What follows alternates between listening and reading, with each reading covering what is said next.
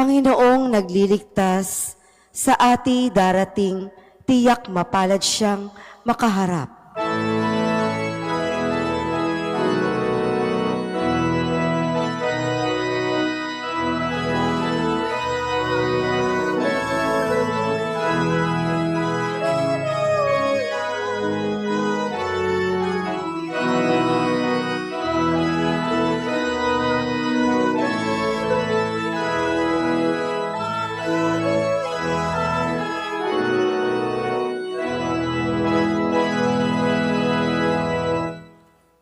Sumainyo ang Panginoon. At sumaiyo rin. Ang mabuting balita ng Panginoon ayon kay San Mateo.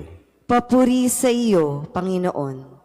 Noong panahong iyon, sinabi ni Jesus, "Lumapit kayo sa akin, kayong lahat ng napapagal at nabibigatan sa inyong pasanin, at kayo'y pagpapahingahin ko. Pasanin ninyo ang aking pamatok at mag-aral kayo sa akin. Ako'y maamo at mababang loob at makasusumpong kayo ng kapahingahan para sa inyong kaluluwa. Sapagkat maginhawang dalhin ang aking pamatok at magaan ang pasaning ibibigay ko sa inyo." Ang mabuting balita ng Panginoon. Pinupuri ka namin, Panginoong Hesukristo. Isang magandang umaga po sa inyong lahat. Magandang umaga rin po. Ngayon po ay Miyerkules sa ikalawang linggo sa panahon ng pagdating o Adbyento. Kamusta ba ang ating mga paghahanda? Stress na ba ang marami? Kaya lagi sinasabi sa atin, isihan lang natin, kalmahan lang natin dahil nakakapagod din. At hindi naman po naaalis at hindi naman nawawala yung ating mga responsibilidad sa buhay, yung mga gawain natin sa bahay, mga pag-aasikaso sa mga anak. Minsan habang lumalaki, mas bumibigat yung responsibilidad, mas lumalalim din yung pag-aasikaso, yung pag-iintindi, at talagang nakakapagod yun. Yung mga gawain noong nakalipas na taon hanggang ngayon, yun pa rin naman yung gawain. Papatong lang ng papatong yung mga labahin ng mga nanay. Pero naglalaba pa ba ang mga nanay ngayon? Washing machine na eh. Diba? Mabigat pa ba yun? Dati talaga, pag sinabing maglalaba, laba talaga. Kusot talaga kung kusot. Lancha, gawain ng bahay. Hindi naman na titigil yung paglilinis ng bahay. Kasi isang araw lang na hindi ka maglinis, alikabok na ng todo. Sa iba po, talagang yung responsibilidad, kala mo wala ng katapusan.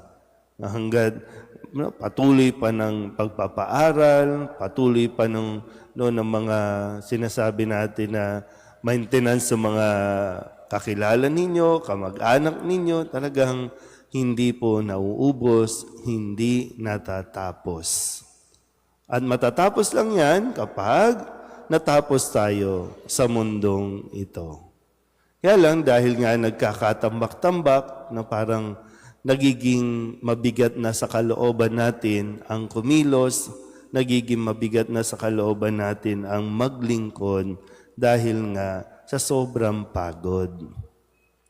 Kaya ang paanyaya sa atin ni Jesus, sabi niya sa ating ebanghelyo ngayon, "Lumapit kayo sa akin, kayong lahat na napapagal at nabibigatan sa inyong pasanin, at kayo'y pagpapahingahin ko."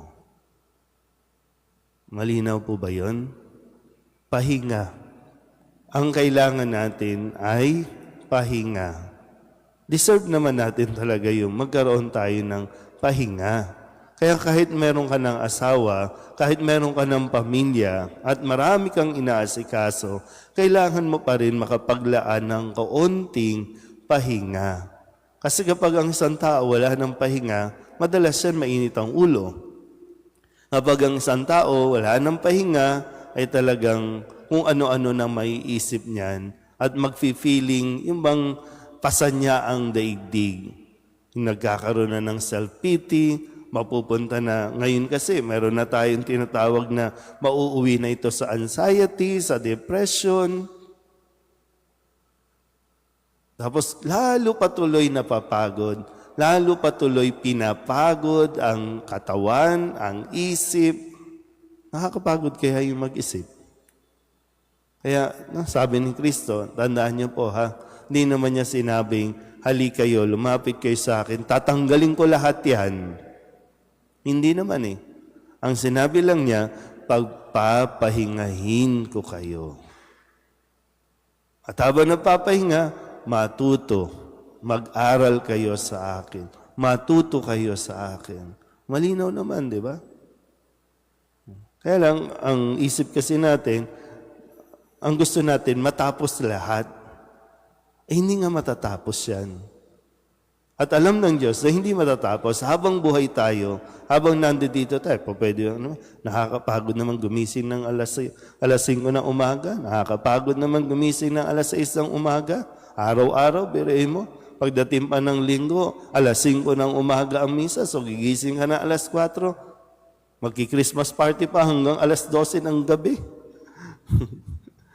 Nakakapagod, di ba? Nakakapagod. Pero hindi inaalis sa atin yung karapatan natin. Hindi inaalis sa atin yung biyaya na tayo ay maglaan ng konting pahinga. Tayo lang naman talaga ang ayaw magpahinga. Kahit nga ang mga machine, kailangan magpahinga. Kahit nga ang mga gadget natin, nalulobat, kailangan mo ipahinga.